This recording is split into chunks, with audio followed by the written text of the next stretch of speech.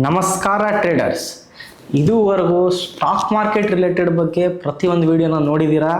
ಬನ್ನಿ ಇವತ್ತು ಅದೇ ರಿಲೇಟೆಡ್ ಫಿನಾನ್ಸ್ ಬಗ್ಗೆ ನೋಡಿ ತಿಳ್ಕೊಳ್ಳೋಣ, ಒಂದು ಫಿನಾನ್ಷಿಯಲ್ ನಾಲೆಡ್ಜ್ನ ಕಲ್ತ್ಕೊಳ್ಳೋಣ ಬನ್ನಿ. ನಿಮಗೆ ಗೊತ್ತಾ, ಇವತ್ತಿನ ದಿನ ಇಂಡಿಯಾದಲ್ಲಿ ಪ್ರತಿಯೊಬ್ಬ ಮಿಡಿಲ್ ಕ್ಲಾಸ್ ವ್ಯಕ್ತಿನೂ ಒಂದು ಸುಳ್ಳಿನ ಜೀವನ ಬದುಕ್ತಾ ಇದ್ದಾನೆ. ಅದಕ್ಕೆ ಮೇಜರ್ ಕಾರಣ ಏನಿರ್ಬೋದು? ಅದು ಬಂದು ಒಂದು E M I trap. So ಈ ಇ ಎಮ್ ಐ ಟ್ರ್ಯಾಪ್ ಅಂದರೆ ಏನು? ಇ ಎಮ್ ಐ ಅಂದರೆ ಏನು? ಇ ಎಮ್ ಐ ಅಂದರೆ ಈಕ್ವೇಟೆಡ್ ಮಂತ್ಲಿ ಇನ್ಸ್ಟಾಲ್ಮೆಂಟ್ಸ್. ಅಂದರೆ ನೀವು ಯಾವುದೇ ಒಂದು ಪ್ರಾಡಕ್ಟ್ ತೊಗೊಂಡ್ರು ಅದರ ಮೇಲೆ ಇ ಎಮ್ ಐನ ಕೊಡ್ತಾ ಇದ್ದಾರೆ. ತಗೊಳ್ಳಿ ಸರ್, ನಿಮಗೆ 1,00,000 ಪ್ರಾಡಕ್ಟ್ ಇದೆ, ನಿಮಗೆ ಬರೀ 5,000 ರೂಪಾಯಿ ತಿಂಗಳು ಇನ್ಸ್ಟಾಲ್ಮೆಂಟ್ ಮೇಲೆ ಕೊಡ್ತಾ ಇದ್ದೀನಿ ಅಂತ ಕಂಪನಿಗಳು ನಿಮಗೆ ಇ ಎಮ್ ಐ ಮೇಲೆ ಪ್ರತಿಯೊಂದು ಪ್ರಾಡಕ್ಟ್ಗಳನ್ನ ಕೊಡ್ತಾ ಇದೆ. ಇದು ಒಂದು ದೊಡ್ಡ ಸ್ಕ್ಯಾಮ್ ಆಗಿದೆ. ಸೊ ನಮ್ಮ ಮಿಡಿಲ್ ಕ್ಲಾಸ್ ವ್ಯಕ್ತಿಗಳ ಜೀವನವನ್ನು, ಸುಳ್ಳಿನ ಜೀವನವನ್ನು ಬದುಕಿಸ್ತಾ ಇರೋ ಇ ಎಮ್ ಐನ ಹೆಂಗೆ ನಮ್ಮ ಜೀವನನ ಎಫೆಕ್ಟ್ ಮಾಡ್ತಾ ಇದೆ ಅಂತ ನೋಡಿ ತಿಳ್ಕೊಳ್ಳೋಣ ಬನ್ನಿ ಈ ಒಂದು ವಿಡಿಯೋದಲ್ಲಿ. ನಿಮಗೂ ಅನಿಸ್ತಾ ಇರುತ್ತೆ ಇವತ್ತಿನ ದಿನ ಜೀವನ ಎಷ್ಟು ಅಫೋರ್ಡೆಬಲ್ ಆಗಿದೆ, ಪ್ರತಿಯೊಂದು ಸಾಮಾನು ಎಷ್ಟು ಅಫೋರ್ಡೆಬಲ್ ಪ್ರೈಸಲ್ಲಿ ಸಿಗ್ತಾ ಇದೆ ನೋಡಿ. ಐಫೋನ್ 17 ಅಂತ ಯೋಚನೆ ಮಾಡಿದ ತಕ್ಷಣ ಅದು 1,00,000 ಅಂತ ನಮ್ಮ ಕಣ್ಣಿಗೆ ಕಾಣುತ್ತೆ. ಆದರೆ ಕೆಲವೊಬ್ಬರಿಗೆ ಬರೀ 5,000 ರೂಪಾಯಿ ತಿಂಗಳಿಗೆ, ಬನ್ನಿ ಸರ್ ತಗೊಳ್ಳಿ ಸರ್ ಅಂತ ಕೊಡ್ತಾ ಇರ್ತಾರೆ ಕಂಪನಿದವರು. ಅದೇ ಥರ LED TV ತಿಂಗಳಿಗೆ ಬರೀ 2,000 ಸರ್, 2,000 ರೂಪಾಯಿ ಪ್ರತಿ ತಿಂಗಳು ಕಟ್ಕೊಂಡೋದ್ರೆ ಸಾಕು. ನಿಮಗೆ ಇ ಎಮ್ ಐ ಮೇಲೆ LED TVನ ಕೊಡ್ತಾ ಇದ್ದೀವಿ, ಬನ್ನಿ ಸರ್, 0 ಡೌನ್ ಪೇಮೆಂಟ್ ಅಂತ ಹೇಳ್ತಾರೆ. ಅದೇ ಥರ ನೀವು ವೆಕೇಷನ್ಗೆ ಹೋಗ್ತಾ ಇದ್ದೀರಾ, ವೆಕೇಷನ್ಗೂ ನಿಮ್ಗೆ ಇ ಎಮ್ ಐ ಸಿಗುತ್ತೆ. ಒಂದು ಒಳ್ಳೆ ಹಾಲಿಡೇನ ಸ್ಪೆಂಡ್ ಮಾಡಬೇಕಾ ಫ್ಯಾಮಿಲಿ ಜೊತೆ, ಫ್ರೆಂಡ್ಸ್ ಜೊತೆ, ಇದಕ್ಕೂ ಇ ಎಮ್ ಐ ತಗೊಳ್ಳಿ sir. So E M I ಎಲ್ಲ ಕಡೆ ಬರೀ ಇ ಎಮ್ ಐ ಅಂತಲೇ ಕೇಳಿಸ್ಕೊಂಡಿದ್ದೀರಾ. ಆದರೆ ಇದು ನಿಮ್ಮ ಜೀವನವನ್ನು ಹಾಳು ಮಾಡ್ತಾ ಇದೆ. ಹೆಂಗೆ ಅಂತ ಕೇಳಿದ್ರೆ, ನಿಮಗನ್ಸುತ್ತೆ ನೀವು ಇ ಎಮ್ ಐ ತೊಗೊಂಡಿದ್ರೆ ನೀವು ಸ್ಮಾರ್ಟ್ ಆಗಿದ್ದೀರಾ, ನೀವು ನಿಮ್ಮ ಸ್ಮಾರ್ಟ್ ಇನ್ವೆಸ್ಟ್ಮೆಂಟ್ನ ಮಾಡ್ತಾ ಇದ್ದೀರಾ ಅಂತ ನಿಮಗನ್ಸುತ್ತೆ.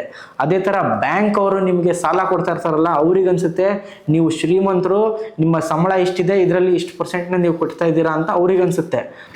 ನೀವು ಯಾವತ್ತಾದರೂ ಯೋಚನೆ ಮಾಡಿದ್ದೀರಾ ನಿಮ್ಮ ಲೈಫ್ನ ಇಷ್ಟು ಈಸಿ ಮಾಡ್ತಾ ಇರೋ ಇ ಎಮ್ ಐ ನಿಮ್ಮ ವೆಲ್ತ್ನ ತಿಂತಾ ಇದೆ ಅಂತ? ಸೊ ಇದರಂದರೆ ಏನು ಸರ್, ಏನು ಮಾಡಬೇಕು, ಇದು ಹೆಂಗೆ ನಮ್ಮ ವೆಲ್ತ್ನ ತಿಂತಾ ಇದೆ?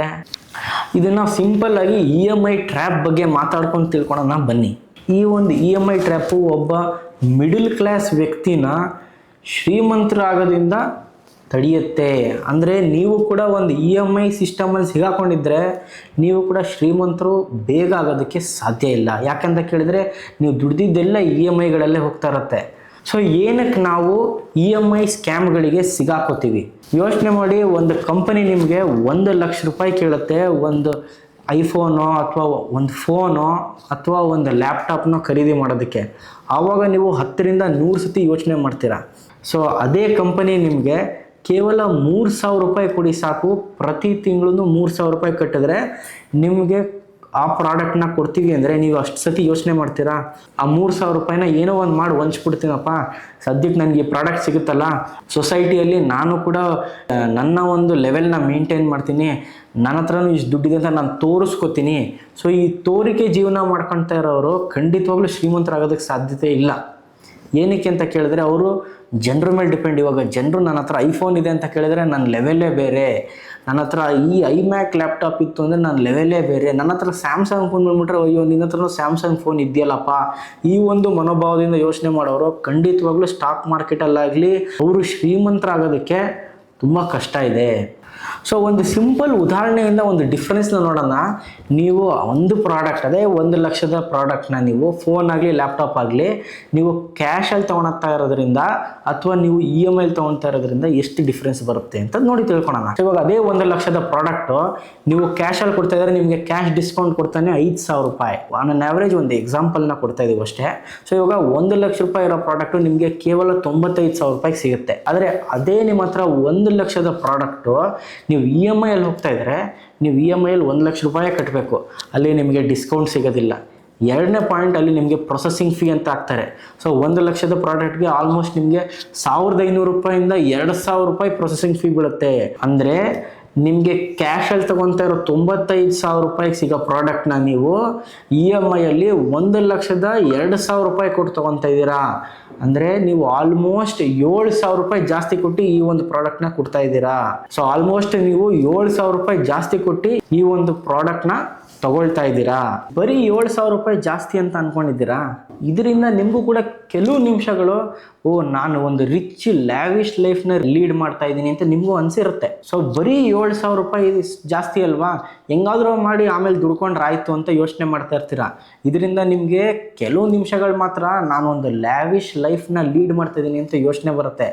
ಆದರೆ ಇದಕ್ಕಿಂತ ದೊಡ್ಡ ಸ್ಕ್ಯಾಮು ನಿಮ್ಮಲ್ಲಿ ಯಾರೂ ಮಾಡೋದಕ್ಕೆ ಸಾಧ್ಯನೇ ಇಲ್ಲ. ಇದು ನೀವು ನಿಮಗೇ ಮಾಡ್ಕೊಂಡಿರೋ ಒಂದು ದೊಡ್ಡ ಸ್ಕ್ಯಾಮ್ ಅಂತಲೇ ಕರಿಬೋದು. ಇದನ್ನು ಹಿಸ್ಟ್ರಿ ಸಮೇತ ಕಲಿತಾಗ ನಾವು ಒಂದು ಪಾಯಿಂಟ್ ಏನು ಅಬ್ಸರ್ವ್ ಮಾಡಿದ್ದೀವಿ ಅಂದರೆ, ಹಳೆ ಕಾಲದಲ್ಲಿ ಜನರು ಮೊದಲು ಸೇವ್ ಮಾಡಿ ಆಮೇಲೆ ಅದರಲ್ಲಿ ಹೋಗಿ ಒಂದು ಪ್ರಾಡಕ್ಟ್ನ ತೊಗೊಳೋರು. ಆದರೆ ಇವತ್ತಿನ ಕಾಲದ ಯೂತ್ಗಳು ಏನು ಮಾಡ್ತಾರೆ, 20,000 ರೂಪಾಯಿ ಸಂಬಳ ಇದ್ರೂ ಅಷ್ಟೇ 1,00,000 ರೂಪಾಯಿ ಸಾಲ ಇರುತ್ತೆ. ಇದಿದ್ದಾಗ ನೀವು ಇನ್ವೆಸ್ಟ್ಮೆಂಟ್ ಹೆಂಗೆ ಮಾಡ್ತೀರಾ, ನೀವು ನಿಮ್ಮ ಜೀವನವನ್ನು ಮುಂದಡೆ ಹೆಂಗೆ ರೂಪಿಸ್ಕೊಳ್ತೀರಾ. ಇದೇ ಥರ ನೀವು ದುಡ್ಡನ್ನ ಉಳಿಸಿಲ್ಲ ಅಂತ ಕೇಳಿದ್ರೆ ಮುಂದಿನ ದಿನಗಳಲ್ಲಿ ತುಂಬ ನೀವು ಕಷ್ಟಪಡಲೇಬೇಕು. ಈ 1,00,000 ರೂಪಾಯಿ ಸಾಲನ ನೀವು ತೀರಿಸಾದ ನಂತರ ನೀವು ದುಡ್ಡು ಮಾಡೋದು ಸಾಧ್ಯ. ಆವಾಗಲೂ ನಿಮಗೆ ಬೇರೆ ಏನಾದರೂ ಹೊಸ ಪ್ರಾಡಕ್ಟ್ ಚೆನ್ನಾಗಿ ಕಾಣಿಸುತ್ತೆ, ವಾಪಸ್ ನೀವು ಹೋಗಿ EMI ಟ್ರ್ಯಾಪಿಗೆ ಬೀಳ್ತೀರಾ. ಸೊ ಇದು ಒಂದು ಸರ್ಕಲ್, ಒಂದು ಚಕ್ರವ್ಯೂಹ. ಇಲ್ಲಿ ನೀವು ಹೋಗಿ ಒಂದ್ಸತಿ ಬಿದ್ದರೆ ಈ ಚಕ್ರವ್ಯೂಹ ನಡೀತಾನೇ ಇರುತ್ತೆ. ನೀವು ಇದರಿಂದ ಹೊರಗಡೆ ಬರೋದು ತುಂಬ ಕಷ್ಟ. ಇವತ್ತಿನ ದಿನದಲ್ಲಿ ಯೂತ್ ಎಲ್ಲನೂ ಅಷ್ಟೇ EMI ಖರ್ಚು ಮಾಡಿಬಿಟ್ರೆ, 20,000 ರೂಪಾಯಿ ಸಂಬಳ ಇರೋನು 1,00,000 ರೂಪಾಯಿ ಡೆಪ್ಟ್ ಇತ್ತು ಅಂದರೆ ಏನರ್ಥ, ಅವನಿಗೆ ಬಂದಿರೋ ಸ್ಯಾಲ್ರಿ ಎಲ್ಲನೂ EMIಗೆ ಹೋಗ್ತಾ ಇದೆ. ಸುಮ್ಮನೆ ಜನರಿಗೆ ತೋರಿಸ್ಕೊಳೋದಕ್ಕೆ ನಾನೊಂದು ಲ್ಯಾವಿಶ್ ಲೈಫ್ನ ಲೀಡ್ ಮಾಡ್ತಾ ಇದ್ದೀನಿ ಅಂತ ಜನರು ಮುಂದೆ ಪೊಟ್ರೆ ಮಾಡೋದಕ್ಕೆ ಮಾತ್ರನೇ ಅವನು ಈ ಒಂದು ಜೀವನನ ಬದುಕ್ತಾ ಇರೋಂಗೆ ಆಗೋಗುತ್ತೆ. ಅವನಿಗೆ ಮುಂದಿನ ದಿನಗಳಲ್ಲಿ ಎಷ್ಟು ಖರ್ಚುಗಳು ಬರುತ್ತೆ, ಮದುವೆಗೆ ಖರ್ಚು ಬರುತ್ತೆ, ಅದೇ ಥರ ಫ್ಯಾಮಿಲಿನ ನಡೆಸೋದಕ್ಕೆ ಖರ್ಚು ಬರುತ್ತೆ. ಇದನ್ನೆಲ್ಲನೂ ಅವನು ಹೆಂಗೆ ಮಾಡ್ತಾನೆ. ಸೊ ಇದನ್ನೆಲ್ಲ ಅವನು ಆಲ್ರೆಡಿ ಸಾಲದಲ್ಲಿ ಮುಳುಗೋಗ್ಬಿಟ್ಟಿದ್ದಾನೆ. ಅವನು ಹೆಂಗೆ ದುಡ್ಡು ಮಾಡೋದಕ್ಕೆ ಸಾಧ್ಯ, ಅವನು ಬದುಕೋಕ್ಕಾದ್ರೂ ಸಾಧ್ಯ ಇದೆಯಾ? ಇದರಿಂದ ಹೊರಗಡೆ ಬರೋದಕ್ಕೆ ಎಷ್ಟು ಪ್ರಯತ್ನ ಪಡಬೇಕು ಅವನು. ಸೊ ಈ ಒಂದು ಉಳಿತಾಯನ ನೀವು ಕೂಡ ಯೋಚನೆ ಮಾಡ್ಕೊಂಡು ಮಾಡಬೇಕು.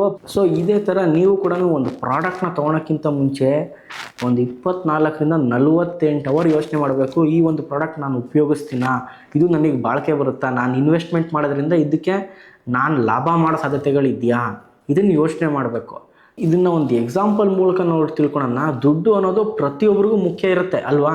ಸೊ ನಿಮಗೂ ಕೂಡ ದುಡ್ಡು ಅಂದರೆ ತುಂಬ ಮುಖ್ಯ ಇರುತ್ತೆ ಅಲ್ವಾ. ಸೊ ಇದನ್ನು ಉಳಿಸೋದು ಹೆಂಗೆ, ಬೆಳೆಸೋದು ಹೆಂಗೆ ಅಂತ ನೋಡಿ ತಿಳ್ಕೊಳ್ಳೋಣ. ಈ ಒಂದು ಉದಾಹರಣೆಯಲ್ಲಿ ಇಬ್ಬರು ವ್ಯಕ್ತಿಗಳಿದ್ದಾರೆ. ಒಬ್ಬನ ಹೆಸರು X, ಇನ್ನೊಬ್ಬನ ಹೆಸರು Y ಅಂತ ತಿಳ್ಕೊಳ್ಳೋಣ. X ಅನ್ನೋನು ಬರೀ EMIಯಲ್ಲಿ ಮುಳುಗೋಗಿದ್ದಾನೆ, Y ಅನ್ನೋನು ಅದೇ EMI ದುಡ್ಡನ್ನ ಉಳಿಸಿ ಇನ್ವೆಸ್ಟ್ಮೆಂಟ್ ಮಾಡ್ತಿದ್ದಾನೆ ಅಂತ ತಿಳ್ಕೊಳ್ಳೋಣ. ಅಂದರೆ Xಲ್ಲಿರೋವನು ಒಂದು TV, ಒಂದು ಫೋನ್ 5,000 ರೂಪಾಯಿ ಪ್ರತಿ ತಿಂಗಳು 10,000 ರೂಪಾಯಿ EMI ಇದೆ ಅಂತ ತಿಳ್ಕೊಳ್ಳೋಣ. ಅಂದರೆ 2ರಿಂದ 3 ವರ್ಷ EMIಗಳು ಇರುತ್ತೆ ಯೂಶಲಿ. ಅದಾದ್ಮೇಲೆ ಒಂದು EMI ಮುಗಿದ ತಕ್ಷಣ ಇನ್ನೊಂದು EMI ಹೋಗ್ತಾನೆ ಅವನು. ಯಾಕೆಂತ ಕೇಳಿದ್ರೆ ಇದೊಂದು ಚಕ್ರವ್ಯೂಹ. ನಾನು ನಿಮ್ಗೆ ಹೇಳ್ದಂಗೆ ಇದೊಂದು ಚಕ್ರವ್ಯೂಹ. ಒಂದು EMI ಮುಗಿತಾ ಇನ್ನೊಂದು EMI ಹೋಗಿ ಸಿಗಾಕೊಂಡು ಆ ಹಳ್ಳದೊಳಗಡೆ ಬಿದ್ದು ಅಲ್ಲಿ ಎದ್ದಾದ್ಮೇಲೆ ಅವ್ರಿಗೆ ತಲೆಯಲ್ಲಿ ಬುದ್ಧಿ ಎತ್ತದ. ಅಲ್ಲಿ ತನಕ ನಾವು ಎಷ್ಟೇ ಇನ್ಫಾರ್ಮ್ ಮಾಡಿದ್ರು ಅವ್ರು ಮಾಡೋದಿಲ್ಲ. ಈ ಒಂದು ವಿಡಿಯೋ ಮಾಡ್ತಾ ಇರೋ ಉದ್ದೇಶ ತುಂಬ ಸಿಂಪಲ್. ಏನು ಅಂತ ಕೇಳಿದ್ರೆ, ಒಬ್ಬ ಮಿಡಲ್ ಕ್ಲಾಸ್ ವ್ಯಕ್ತಿಗೆ ಅವನು ಸಿಗಾಕೊಂಡಿರೋ ಒಂದು ಸ್ಕ್ಯಾಮ್ ಬಗ್ಗೆ ಒಂದು ತಿಳುವಳಿಕೆ ಕೊಡೋಣ. ಅದರಿಂದ ಅವನು ಜೀವನ ಒಳ್ಳೆ ರೀತಿಯಲ್ಲಿ ಇನ್ನು ಮುಂದೆನಾದರೂ ಮೂಡಿಸ್ಕೋಬೋದು ಅನ್ನೋ ಉದ್ದೇಶದಿಂದ ಈ ಒಂದು ವಿಡಿಯೋನ ಮಾಡ್ತಾ ಇದ್ದೀವಿ. ಒಬ್ಬ X ಪರ್ಸನ್ನು 10,000 ರೂಪಾಯಿ EMI ಕಟ್ತಾ ಇದ್ದಾನೆ, ಒಬ್ಬ Y ಪರ್ಸನ್ನು 10,000 ರೂಪಾಯಿ ಮ್ಯೂಚುವಲ್ ಫಂಡ್ SIPಗೆ ಹಾಕ್ತಾ ಇದ್ದಾನೆ ಅಂತ. 5 ವರ್ಷದ ನಂತರ ಅದೇ X ವ್ಯಕ್ತಿ ಹತ್ರ 0 ರೂಪೀಸ್ ಇರುತ್ತೆ. ಅಂದರೆ 1 ರೂಪಾಯೂ ಇರಲ್ಲ. ಬ್ಯಾಂಕ್ ಅವರೆಲ್ಲ ದುಡ್ಡು ಎಲ್ಲ ಬಾಚ್ಕೊಂಡು ಹೋಗ್ಬಿಟ್ಟಿರ್ತಾರೆ. ಅವತ್ತಿನ ದಿನ ಅವನು ಪಾಪರ್ ಚೀಟಿ, ಅಂದರೆ ಅವನ ಹತ್ರ ದುಡ್ಡೇ ಇರೋದಿಲ್ಲ. ಅವನು ಏನಿದ್ರು ಅವನು ಮನೆ ಖರ್ಚು, ತಿಂಗಳ ಖರ್ಚು ನಡೆಸೋದಕ್ಕಾಗತ್ತೆ ಅಷ್ಟೇ. ಆದರೆ ಅದೇ ಒಬ್ಬ Y ಪರ್ಸನ್ನು ಬುದ್ಧಿವಂತಿಕೆಯಿಂದ ಪ್ರತಿ ತಿಂಗಳು 10,000 ರೂಪಾಯಿ SIP ಮಾಡೋದ್ರಿಂದ ಏನಾಗುತ್ತೆ, ಅವನು 5 ವರ್ಷದ ನಂತರ ಮಿನಿಮಮ್ ಆದರೂ 12ರಿಂದ 15 ಲಕ್ಷ ರೂಪಾಯಿ ಕಾರ್ಪಸಲ್ಲಿ ಕೂತಿರ್ತಾನೆ. ಅದೇ ಥರ Y ಪರ್ಸನ್ಗೆ 12ರಿಂದ 15 ಲಕ್ಷ ಕಾರ್ಪಸ್ ಇರುತ್ತೆ.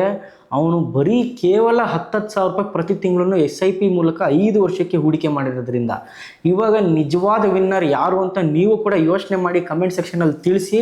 ಇದೇ ಥರ ನೀವು ಕೂಡ EMI ಸ್ಕ್ಯಾಮ್ಗಳಲ್ಲಿ ಸಿಗಾಕೊಂಡಿದ್ರೆ ಖಂಡಿತವಾಗ್ಲೂ ಈ ಒಂದು ಸ್ಕ್ಯಾಮಿಂದ ಆದಷ್ಟು ಬೇಗ ಹೊರಗಡೆ ಬನ್ನಿ. ಫಸ್ಟ್ ಸ್ಮಾಲ್ ಅಮೌಂಟ್ ಲೋನ್ಸ್ ಏನಿದೆ ಅದನ್ನೆಲ್ಲ ಕ್ಲಿಯರ್ ಮಾಡ್ಕೊಂಡು ಬನ್ನಿ. ಫಸ್ಟ್ ಫಿನಾನ್ಷಿಯಲಿ ಫ್ರೀಡಮ್ ಆಗೋದಕ್ಕೆ ಮೇಜರ್ ಆಗಬೇಕಾಗಿರೋದು ಒಂದು, ಯಾವುದೇ ಥರ ಸಾಲನೇ ಮಾಡೋಕ್ಕೆ ಹೋಗಬೇಡಿ. ಇದ್ರೂ ಅಷ್ಟೇ ಹೋಮ್ ಲೋನ್, ಅದು ಬಿಟ್ಟರೆ ಬೇರೆ ಇನ್ಯಾವ ಥರದ್ದು ಸಾಲ ಮಾಡೋಕ್ಕೆ ಹೋಗಬೇಡಿ. ಇದೇ ಥರ EMI ಸ್ಕ್ಯಾಮ್ಗಳಲ್ಲಿ ನೀವು ಕೂಡ ಸಿಗಾಕೊಳಕ್ಕೆ ಹೋಗಬೇಡಿ. ಇದಕ್ಕೆ ಒಂದು ರೂಲ್ ಏನು ಅಂತ ಕೇಳಿದ್ರೆ, ನಿಮ್ಮ ಟೋಟಲ್ ಇನ್ಕಮ್ ಏನಿದೆ ಅದರ 40% ಅಷ್ಟೇ ನಿಮ್ಮ EMIಯಲ್ಲಿ ಹೋಗಬೇಕು. ಅದಕ್ಕಿಂತ ಜಾಸ್ತಿ ಹೋಗ್ತಾ ಇದ್ದರೆ ನೀವು EMI ಸ್ಕ್ಯಾಮಲ್ಲಿ ಸಿಗಾಕೊಂಡಿದ್ದೀರಾ ಅಂತ ಅರ್ಥ. ಅದೇ ಥರ ಒಂದು ಪ್ರಾಡಕ್ಟ್ನ ನೀವು 2 ಸತಿ ಮಿನಿಮಮ್ ಆದರೆ 2 ಸತಿ ನೀವು ಅದನ್ನು ಖರೀದಿ ಮಾಡೋ ಶಕ್ತಿ ಇದ್ದರೆ ಮಾತ್ರ ಆ ಒಂದು ಪ್ರಾಡಕ್ಟ್ನ ಖರೀದಿ ಮಾಡಬೇಕು. ಅಂದರೆ 1 ಲಕ್ಷದ ಪ್ರಾಡಕ್ಟ್ನ ನೀವು ಖರೀದಿ ಮಾಡೋಕ್ಕೆ ನಿಮ್ಮ ಹತ್ರ 2 ಲಕ್ಷ ರೂಪಾಯಿ ಇರಬೇಕು. ಆವಾಗ ಮಾತ್ರ you are eligible to buy the product. So ಈ ಒಂದು ವಿಡಿಯೋ ನಿಮಗೂ ಕೂಡ ಇಂಟ್ರೆಸ್ಟೆಡ್ ಅನಿಸಿದರೆ, ಇದೇ ಥರ ಮುಂದಿನ ವೀಡಿಯೋಗಳಲ್ಲಿ ನಿಮಗೂ ಫಿನಾನ್ಸ್ ಬಗ್ಗೆ ನಾಲೆಡ್ಜ್ ಬೇಕು ಅಂತ ಕೇಳಿದ್ರೆ ಕಮೆಂಟ್ ಸೆಕ್ಷನಲ್ಲಿ ನಮಗೆ ತಿಳಿಸಿ. ಈ ವಿಡಿಯೋನ ಲೈಕ್ ಮಾಡಿ, ಶೇರ್ ಮಾಡಿ ಹಾಗೂ ಸಬ್ಸ್ಕ್ರೈಬ್ ಮಾಡಿ. ನಿಮ್ಮ ಫ್ರೆಂಡ್ಸ್ ಜೊತೆನೂ ಶೇರ್ ಮಾಡಿ. ಇದೇ ಥರ ವಿಡಿಯೋ ನಿಮಗೂ ಕೂಡ ಇಷ್ಟ ಆಗಿದ್ದರೆ ಕಮೆಂಟ್ ಸೆಕ್ಷನಲ್ಲಿ ತಿಳಿಸಿ. ಮುಂದಿನ ವಿಡಿಯೋಗಳಲ್ಲಿ ಫಿನಾನ್ಸ್ ಬಗ್ಗೆ ಇನ್ನೂ ಡೀಪಾಗಿ ನಾಲೆಡ್ಜ್ನ ನಿಮಗೆ ಹೇಳ್ಕೊಡ್ತೀವಿ. ಧನ್ಯವಾದಗಳು. ನಮ್ಮ ಕೋರ್ಸಸ್ ಬಂದು ಬೇಸಿಕ್ಕಿಂದ ಸ್ಟಾರ್ಟ್ ಆಗುತ್ತೆ. ಸೊ ಬೇಸಿಕ್ ಕೋರ್ಸ್ ಬಂದು ಲೆವೆಲ್ 1 ಕೋರ್ಸ್ ನಿಮಗೆ 20 ಡೇಸ್ ಕ್ಲಾಸ್ ಇರುತ್ತೆ. ಫ್ರೈಡೆಯಿಂದ ಸ್ಟಾರ್ಟ್ ಆಗುತ್ತೆ. ಫ್ರೈಡೆ, ಸ್ಯಾಟರ್ಡೆ, ಸಂಡೇ ಕ್ಲಾಸ್ ಇರುತ್ತೆ. ಮಂಡೇ, ಟ್ಯೂಸ್ಡೇ ರಿವಿಷನ್ ಇರುತ್ತೆ. 15 ಡೇಸ್ ಪ್ರಾಕ್ಟಿಕಲ್ ಟ್ರೈನಿಂಗ್ ಇರುತ್ತೆ. ಸೊ ಈ ಕೋರ್ಸ್ನಲ್ಲಿ ನೀವು stock selection, IPO, fundamental technical analysis, chart patterns, future and options in ಡೀಟೇಲಾಗಿ ಕಲ್ತ್ಕೊತೀರಾ. ಅದ್ರ ಜೊತೆಗೆ ವೇರಿಯಸ್ ಸ್ಟ್ರಾಟಜೀಸ್ ಕೂಡ ನಾವು ಹೇಳ್ಕೊಡ್ತೀವಿ. ಸೊ ಈ ಕೋರ್ಸಿಗೆ ನಾವು ಜಸ್ಟ್ 4,500 ಚಾರ್ಜ್ ಮಾಡ್ತಾ ಇದ್ದೀವಿ. ಲೆವೆಲ್ 2 ಅಂದರೆ ಇನ್ನು ಅಡ್ವಾನ್ಸ್ಡ್ ಕೋರ್ಸ್. ಇದರಲ್ಲಿ ನಿಮಗೆ advance strategies, theories, adjustments, chart patterns, no loss strategy, expiry day strategy with commodities ಹಾಗೂ ಹೊಸದಾಗಿ ನಾವು ಕುಬೇರ ಕೂಡ ಇದರಲ್ಲಿ ಹೇಳ್ಕೊಡ್ತಾ ಇದ್ದೀವಿ. ಸೊ ಇದು 1 ಮಂತ್ ಕೋರ್ಸ್ ಇರುತ್ತೆ. ದಿನ ಬಿಟ್ಟು ದಿನ ಕ್ಲಾಸ್ ಇರುತ್ತೆ. ಕ್ರಿಪ್ಟೋ ಬಂದು ನಾವು ವರ್ಕ್ಶಾಪ್ಸ್ ಮಾಡ್ತೀವಿ. ಸೊ ನಿಮಗೆ ಫರ್ದರ್ ಡೀಟೇಲ್ಸ್ ಬೇಕು ಅಂದರೆ ನೀವು ಕೆಳಗಡೆ ಮೆನ್ಷನ್ ಮಾಡಿರೋ ನಂಬರಿಗೆ ಕಾಂಟ್ಯಾಕ್ಟ್ ಮಾಡ್ಬೋದು.